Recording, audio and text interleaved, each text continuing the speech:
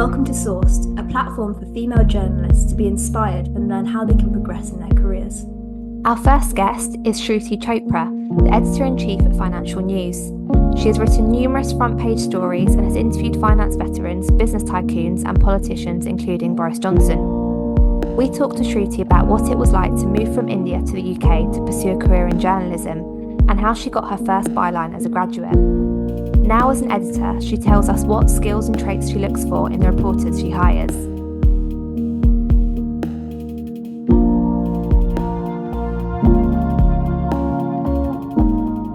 Growing up in India, my dad learned everything he did from the newspapers at the time. He was insistent that my sister and I could have the worst grades in the world, but we had to read. I think I started reading the newspaper when I was about 4 to 5 years old, and my mom at the time would be like, newspapers have a lot of like not kid-friendly stuff. But my dad's like, nope, they need your girls need to be educated. They need to know the world they live in. So that newspapers always played a very big part in my growing up years. And then I wanted to do a master's degree, very Asian thing to do, like in Asia, in India, in the time that I was growing up, you have to have a master's degree. I picked Cardiff because it was a professional course where they actually teach you how to write stories. It wasn't just writing essays. It was like they teach you really practical stuff. So came to Cardiff to do my master's, and I'm here after 14-15 years. And I know you were maybe kind of went out of your way, and you're a bit cheeky at university you went out to go and get your own byline. So keen to kind of share that story as well, and how you got your name in print for the first time. Yeah, sure. So sitting in India, I knew that this is a master's degree I'm getting. This is a great course. But when I came to Cardiff and started applying for internships and work experiences, nobody would give me anything. And then I'd be like, why aren't you giving me an internship or a work experience? Give me some feedback. And then they'd say that the Cardiff University MA degree that you're doing isn't NCTJ accredited, and that if you have to work for a national newspaper or the BBC or anywhere, you need to have an NCTJ accredited course. And I was like, sitting in India, and I didn't even know what NCTJ meant. So my husband and I were doing our course together at the time, and we're like, okay, what do? We came here to study and to then eventually get a job. But if we aren't even able to get unpaid internships and work experiences, then what luck will we have getting a job? So we're like, right, we're not accepting this. We did broadcast journalism, so we could, basically issue out university equipment to work on college projects. So my husband and I did we just issued them for a longer period of time and went around Cardiff making videos. So we made videos on, the Cardiff Car Rally or the Cheese Festival, and we used like university equipment and the university studios to then edit it and then put voiceovers behind it, and went to Media Wales and said, hey, here's a video on a USB stick. If you think this is a good thing, can you just stick it on your website and give us a byline? And that's how we got our first bylines. And then we did get into a bit of trouble because then some of the other kids complained, be like, how are these getting bylines and we're not? We're like, what do you want us to do? Like, we need to figure out a way, because otherwise we're not going to get a job. So yeah, that was that. We did get into trouble, but then I think employers and the university sort of saw that there was a gap there, that you have these kids coming from foreign countries spending a lot of money, and then when you don't tell them when I was sitting in Delhi, nobody told me that, hey, forget about getting a job, do your degree, go back home. But so yeah, and I'm glad we did what we did, because if we hadn't, then we wouldn't have been able to get our first jobs. Do you feel like there is more space for people to come from different backgrounds and come from kind of different areas, sectors, and make their way into journalism, or do you still see there being a bit of gatekeeping? I think, journalism employers have become much better. And, I know the NCTJ Foundation do a lot with diversity funds. Because, I was at a panel yesterday for NCTJ's Journalism Diversity Fund. It was in Dow Jones, actually. So they are doing stuff, but I don't think there is definitely a knowledge gap. When you're a foreign student, you don't know what the next steps are, which is why I think the podcast you guys are doing is great, because there's a lot of like people, it's not obvious to people. I still 14, 15 years in don't see people like me who have come from foreign countries having mainstream media jobs.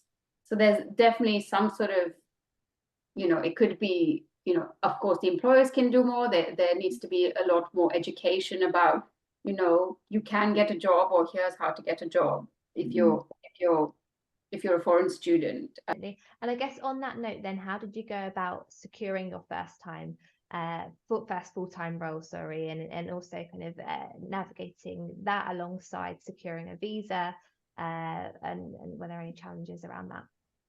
Challenges, oh my God, it has still been the most difficult thing I've done. And I'm a mum, and I have, I'm a foreign student, but getting my first job was definitely like one of the hardest things I've had to do. But so I had those bylines from Media Wales, and it was just, applying like a lunatic. I would wake up and it was application after application after application for days and days and days and days and days. And you just needed some sort of crazy confidence that, being so self-assured, because bear in mind, because I'm a foreign student, the clock is ticking on me. My visa is about to run out. So I'm like, I need to find a full-time role, then do it so well that this employer then is convinced to sponsor my visa. So my first job, I got my first job only by basically wearing someone down to be like, hey, please give me a chance. Please give me a chance.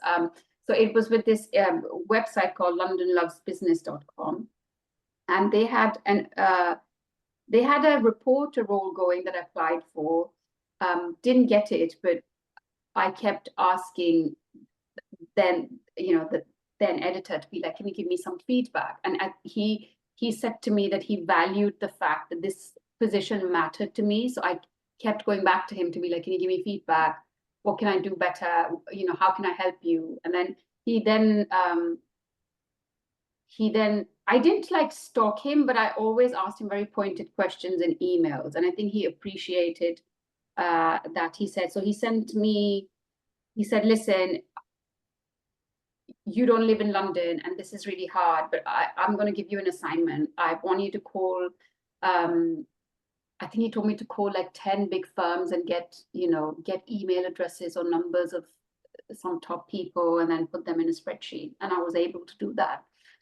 And when I met him in London, he said, the only reason I'm giving you this job is because you were so persistent, and I could see this passion, and I could see that someone just needed that one chance. So that's how I got my first job as editorial assistant. But it was quite hard because I hadn't worked at all anywhere, let alone working in Britain. But I was just determined to do really well. So I was the only person of color in this team of incredible people, but they were also doing their own job, so I couldn't expect someone to basically sit there and teach me how to do journalism or map out a career path for me. I had to figure it out myself. So I was like, they're not gonna, if I say, hey, I'm gonna go interview David Cameron for London Loves Business, they'll be like, you obviously can't do that. So what I found was like, I just needed to know everything about the website and everything about how it's run, to then become important at my role. So that at that time they were setting up a new CMS and everybody was getting training. Now for a journalist, like, the CMS is like a boring stuff, right? It's like, who wants to know this? But I was like, I saw an opportunity there. I was like, somebody's actually giving us training for this, if I paid attention and if I practiced and if I became everybody's go-to person for everything CMS, then that will kind of put me on a good footing, which it did. So everybody in the team appreciated that. So I became the CMS girl. Like if there was any problem, or if anybody had a question, or if anything needed fixing, then they would come to me. But then I very quickly realized that I need to be writing stories, otherwise, like, will being the CMS girl sponsor my visa? It really won't, right? And again, the clock is ticking. I'm at this point on a post-study work visa, which runs out in 2 years, after which they need to sponsor my employment. And 2 years go really quickly. Like 2 years is, I know it seems like a long time, but it's a very short time in the grand scheme of things. So again, I was like, how do I impress them and how do I make my position important? And I was like, I can do this by interviewing someone senior that these people are going to care about. But I'm like, who's gonna talk to me? But then I was just like, I need to try. I mean, I think that a common theme in my life story has been, I just need to try. If I know that I've tried, I'm okay. If I failed, if I succeeded, then that's immaterial. I just need to know in my head and my heart that I tried. And I think that kind of approach nags at me, but equally it keeps me sane. Be like, right, I tried, so that's all I can do. So I sent an email, literally got an email for this very senior private equity boss called John Moulton, who's very senior name in the industry. And I just said, hey, I'm the editorial assistant at londonlovesbusiness.com and I would like to interview you. And he just said yes. And I remember my mum was visiting me at the time, and I didn't have the money to buy a dictaphone because I just didn't have the money. So I was like, Mom, can we go to Argos and buy a dictaphone? Because I have an interview on Monday. She's like, yeah, sure. And I did that interview, and I think I then, it kind of put me on the map within the company. And then I started writing more and getting more practice. And you always had traffic to look at to see what things are doing well. I was always conscious that, hey, if my name is on the articles that are doing well, then they'll end up thinking about sponsoring my employment, which thank God they did. When it came to sponsor my employment, this company didn't even have a sponsor license. So because of my performance, they said that, okay, we'll apply for a sponsor license and we'll sponsor you as well, which was a very, very big deal, because if they didn't do that, I would have had to go back to India. Yeah. Huge. Yeah. It's such a cool story. But I'm really interested, I guess, in like how you managed to juggle both the pressure from kind of needing to get a visa, but also just trying to find your way in a new industry where kind of no one's really offering their help. Just like, how did you manage? Because I know even when I was kind of first starting off in journalism, I found exactly what you were saying about just kind of everyone's so busy, you're kind of just hoping that you kind of do learn kind of on the job, but then on top of that, having kind of that ticking clock of the visa. Just how did you navigate all that at such an early age? Yeah, it was quite hard. I remember always feeling very teary and very like anxious on the tube. Like every single day I'd be like, and I would be texting my now husband, and he'd be like, hey, listen, calm down. And who was he was in a hot mess just like me. He's doing various internships and he was in the same boat as me, and we would just kind of keep harking back to the same story, to be like, I left a very comfortable life in India and I need to do something with all the faith my parents have put in me. Also, it was quite hard because as a foreign student who came from India, I also felt that everyone just assumed that I come from a really poor background and that if I don't, I need to earn money and send money back home. And it's like, it's not that. And it really isn't. And the only reason I want to do well is because, I want to do well in life. I don't need to be poor to do well in life. So that narrative used to irritate me a lot as well. Be like, why does everyone just assume everyone in India is just like, doesn't know the language? Because India, I think is the second or the first, or like maybe the second biggest English speaking country in the world. And I think people don't realize that, like, my entire education has been in English. And because it is a second language, you're in schools, they're very strict about, grammar and all of that. So while my accent is different, my grammar is pitch perfect, because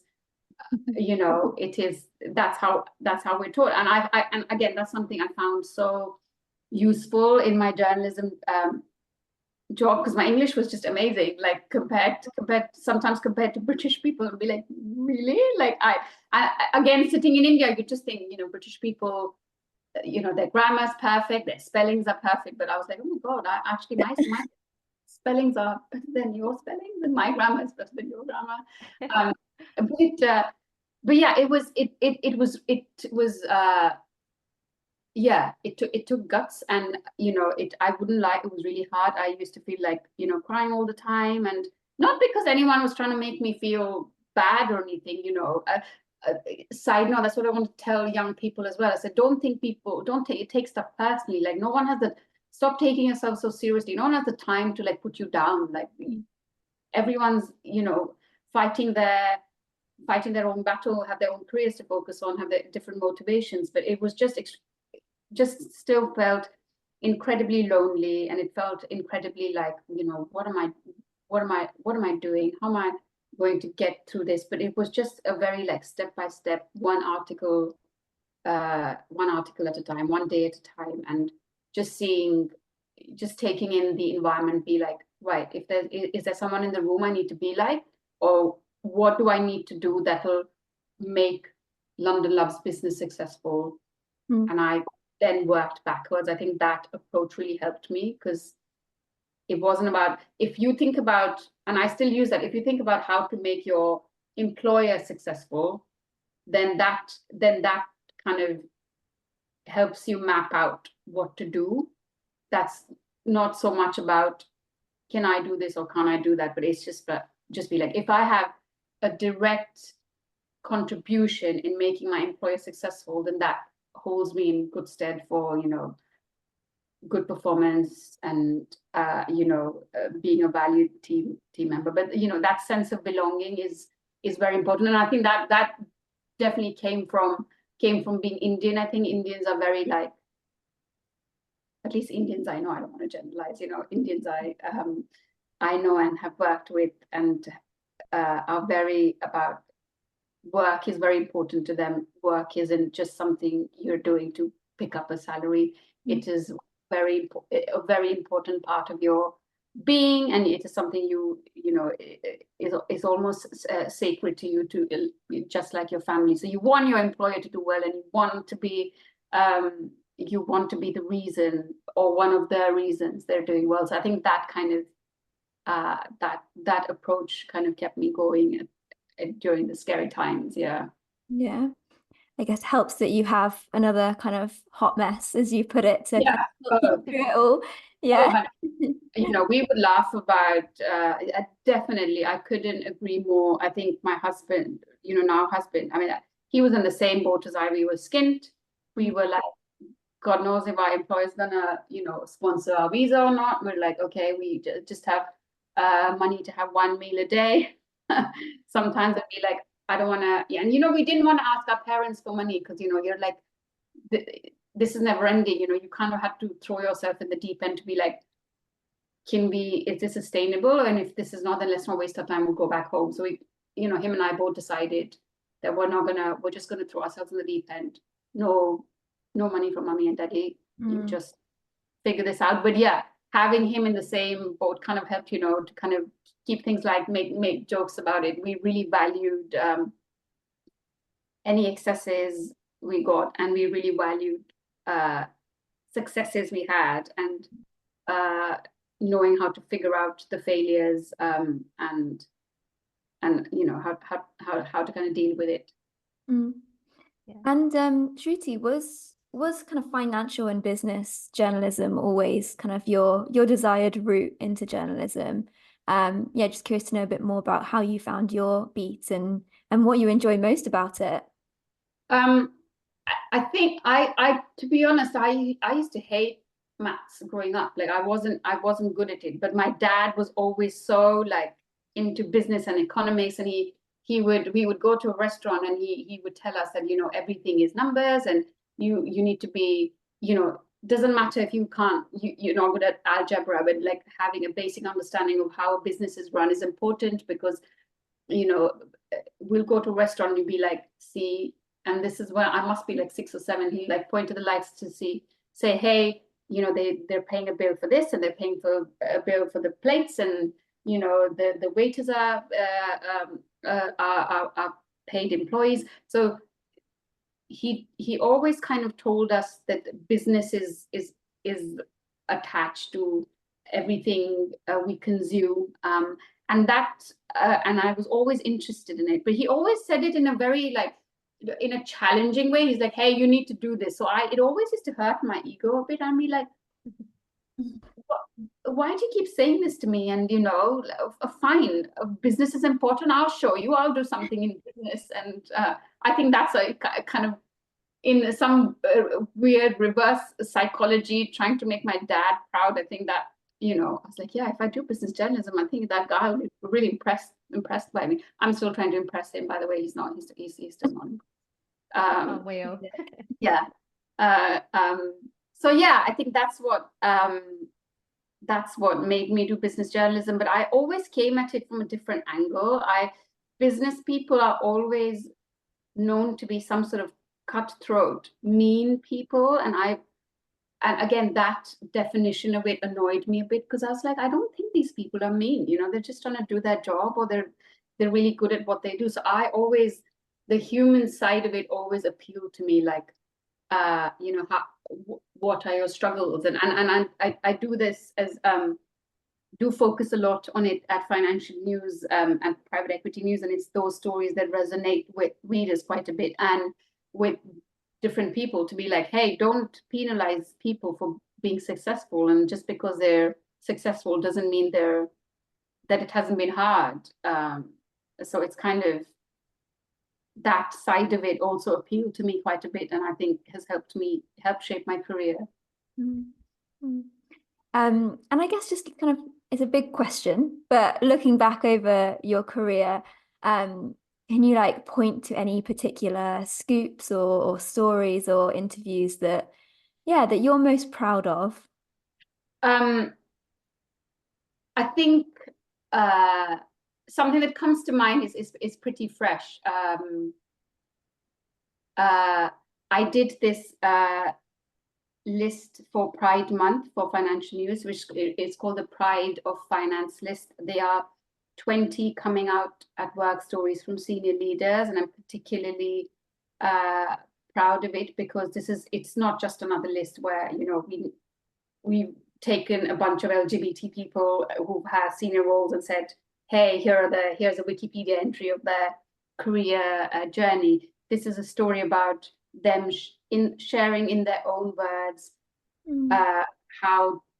how they came out at work and why it was important to own their identity. So I'm really proud of that, because it meant convincing 20 people to tell a very personal story that they really don't have to, but you know, convincing them to be like, hey, this will inspire, you know, even if your story inspires one more person to be their authentic selves at work, will be, you know, then my endeavor is successful. So I think I'm really proud of that. So people on that list include, you know, the London Stock Exchange CEO Julia Hoggett, you know, Man Group CEO Robin Grew, Marty Chavez, who's like ex-Goldman, sits on the board of Alphabet, you know, loads of really big names who've shared incredibly sometimes really sad stories, like, we had Pip Spence, who's an ex-Credit Suisse veteran, who said she got death threats because she came out as trans. And, Julia Hoggett said that, yeah, Julia Hoggett at London Stock Exchange said she felt when she worked at JP Morgan, she felt that she had to, kind of leave herself out, and then when she was walking to work and then pick herself back, because she said she felt that she couldn't be herself. So yeah, I'm incredibly proud of that, because that's the kind of stuff that ticks all the right journalism boxes for me. I've spoken to all these big people, have tried to do something that hopefully makes an impact when it comes to diversity and inclusion. And I'm obviously so, I really resonated with those stories because of the authenticity and owning your identity. Well, I'm not, and it almost is better because I don't identify as LGBTQIA plus, but I understand what it feels to be different and what it feels to be the odd one out in a room, and the pressure, the almost like pressure you put on yourself to kind of fit in. So yeah, I'm incredibly proud of that. Yeah. No, that's fantastic. I mean, I think as a journalist, it's both kind of building that trust with the person you're speaking with, or the interviewee, getting them to trust you to share their story. And then also, I guess on the flip side, it's the responsibility that we then have to then communicate their story in a considered way. On the idea of trust, Shruti, you've clearly interviewed some really big names, and I'm interested to hear about that in terms of how you got the likes of, say, for example, Boris Johnson, who you've spoken to, and Richard Branson and John Moulton, as you mentioned earlier. How did you secure those interviews? And then how did you navigate the interviews? Keen to hear more there. I'll tell you, the Boris Johnson one actually was when I was at London Loves Business, and this was the time where maybe you guys must be like 2 years old at the time. It was that long ago. But it was when the Westfield in Stratford City was opening, and Boris Johnson was then Mayor of London, and he was doing inaugurating it. And then I was like, I told my boss, being like, hey, I'm going to go make a video of this inauguration, because Nicole Scherzinger was performing, and my boss was like, yeah, okay, great, Westfield's opening, it's the Olympics, do it. And then I started making a video, and I saw Boris Johnson, and I was like, I just walked up to him and be like, hey, can I just do an interview quickly? And he said yes. So that's how I interviewed him. I asked him about the Olympics, and I asked him about the Westfield Mall. It was so funny. While I was filming him, an entire kind of glass floor of Westfield like shattered down, and I kind of caught it on camera, so the video got a lot of hits. Because oh wow, yeah, so I think I just like got lucky, or I don't know, unlucky or whatever. But Boris kind of turned around and looked at it, and I just like kept my camera steady. I was like, kind of frozen in that moment. But yeah, that was funny. And then Richard Branson was again for London Loves Business, and I think I spoke to him maybe 2 times. Once at an event, again, I walked up to him and be like, hey, here are a couple of questions. And then London Loves Business was at that time doing like a publication where they were asking big business people their ideas to grow Britain, and I convinced him to write a piece for that publication as well, which was good. And bear in mind, this was when nobody really knew what London Loves Business is, like like it wasn't like the Times or anything. So convincing people was hard, but I think I found that if you tell people, if you're just honest with your intention with people, and they see that you'll handle their story properly, not in a way to flatter them, but being very honest to be like, oh, if you plug your company, then I'm not looking for that. I'm actually looking for your views. So people kind of respect that. Yeah, so those were good. But I think the interviews I love is when you do them and then it kind of gets coverage in other media publications. So when I started out at Financial News, I because of my history, I had interviewed all these like, billionaires type of people because I was just interested, as a kid who had started out in journalism. I was like, how do I make it relevant to Financial News? Because it's, more straight-laced finance institutions. So I interviewed the Phones for You billionaire. His name's John Codwell, and he lives in Mayfair. And at the time, this was maybe 3-4 years back, and he was building the most expensive block of flats in Mayfair. So I was like, I'm just gonna go talk to him and interview him, and then figure out a way to like sell this to my editor at the time. I was deputy editor at the time. My editor to be like, how do I, I'll think of a way to sell this to him. So I interviewed him, and he's told me that, oh, I'm making this block of flats that are going to be the most expensive in London or the UK. And then I came back to my desk. I was like, how do I sell this to my editor? And I pitched to him saying, Phones for You billionaire to build most expensive home in hedge fund haven. Now the hedge fund haven bit is relevant to Financial News because hedge funds read it. And he's like, yeah, okay, I'll take that. But that interview got covered everywhere. So like, the Times, the Telegraph, the Daily Mail, all of them quoted my interview saying, speaking to Financial News, John Codwell said X. So I love that kind of, your story kind of setting the agenda for the media. And I find those things quite fun. Yeah, definitely. I think it just goes to show like how much like following your, I guess, your intuition for something, and also just your, like, your natural curiosity. Like if you're someone that's like, why is this interesting? This is interesting to me, but like kind of asking yourself why, and then just kind of going with it, and like that, chances are it will probably be interesting to other people as well. So actually just having like the confidence in your conviction to be like, I find this interesting, I want to know more. I guess just like following that sense is such an important lesson. Yeah, I think I'm loosely quoting from a Bollywood movie here, but I watched it and I was like, one of the lines they said was, if you don't back your story, then why should I? Mm-hmm. If you're not confident in your ability, then why should I back you?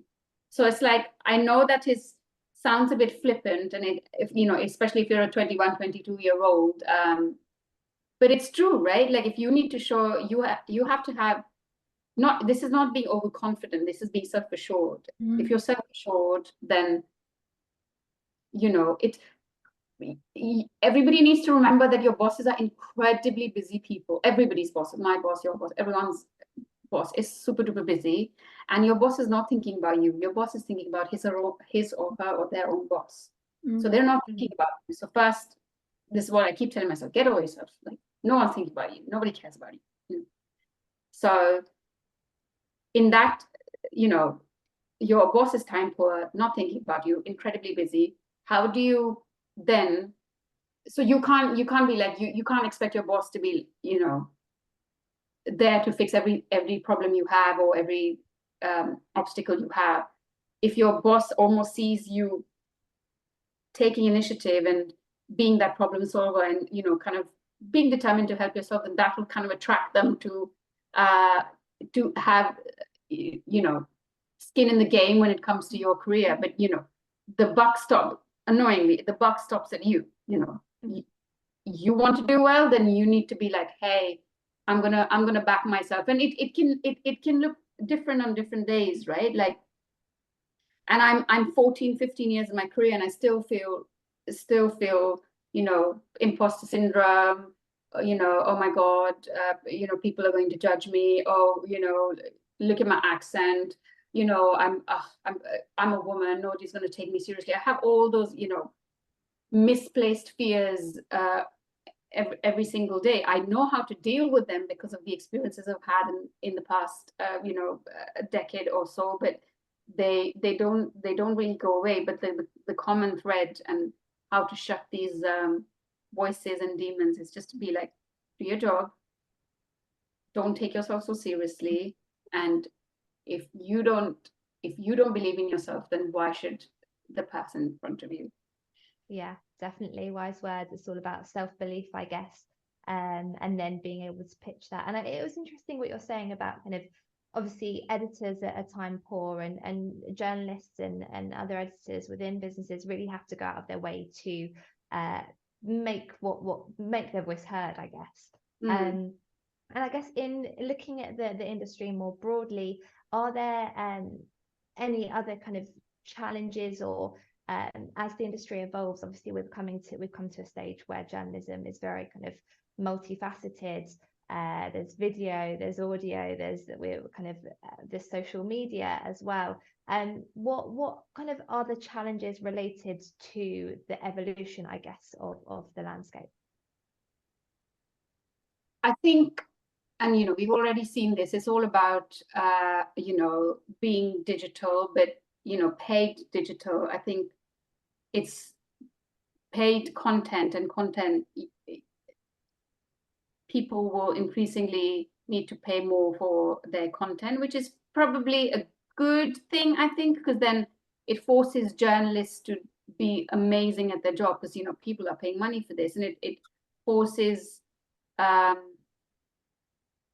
journalists to also, it gives the industry money to pay journalists a good amount of money to do good journalism. So that's really important. I think increasingly over the years, I've seen that people who've been able to tell their stories in the briefest and the easiest, in the easiest language have kind of won. Because again, your readers are really time poor as well. If you're writing pieces to show off how much you know about a topic, you'll lose readers. But if you're writing for the reader to be like, what do I do to make an impact, and how do I fix a problem for my reader, then that kind of content I find where people pay for content that is either aspirational or competitor analysis, or like for content that makes them understand topics so that they can look cool to their bosses, their clients. And so I think the future of journalism is definitely very, I don't think the journalists will be the star. I think the content will be the star of this game, where if you've got amazing content and you've been able to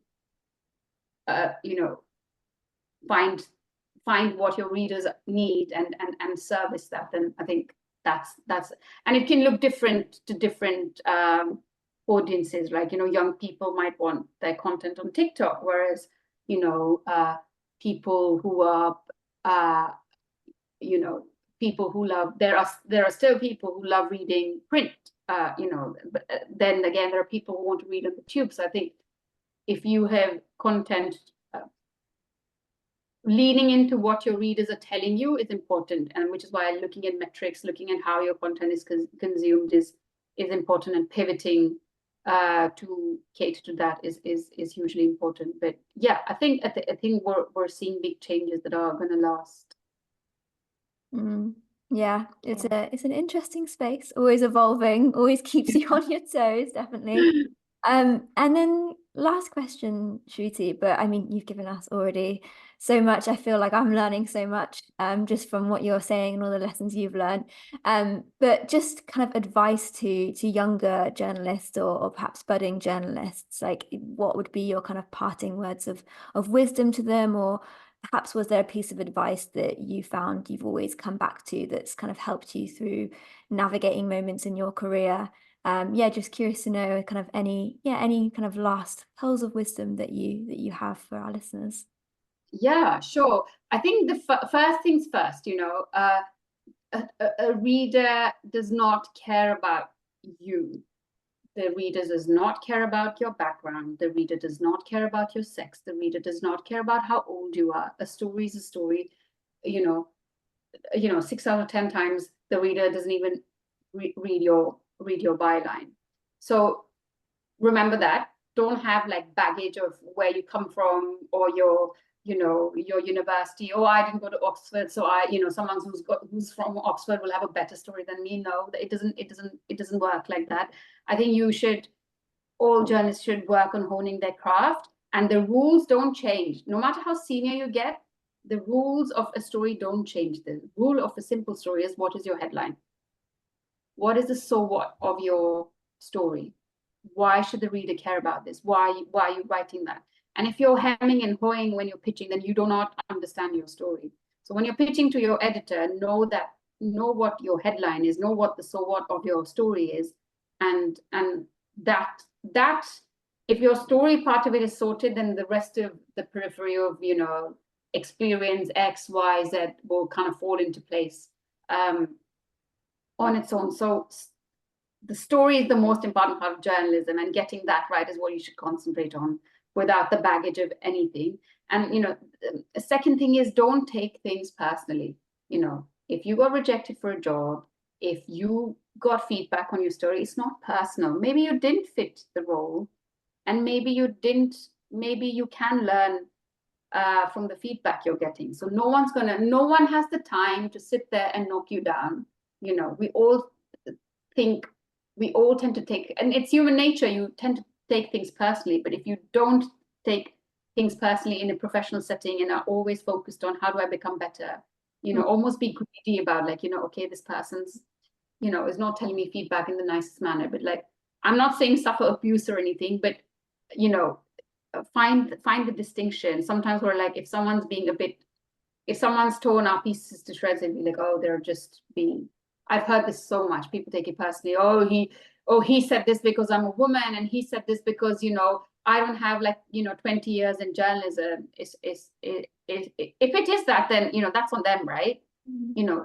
Have a very objective view of the feedback you're getting, and don't take things personally. It knocks your confidence. It makes you overthink, and you wasted all that time where you sit and watch TV, but don't waste time worrying and overthinking. So I think for your headlines and so what's, and don't take things personally, are broad pieces of advice that kind of hopefully your listeners will find helpful.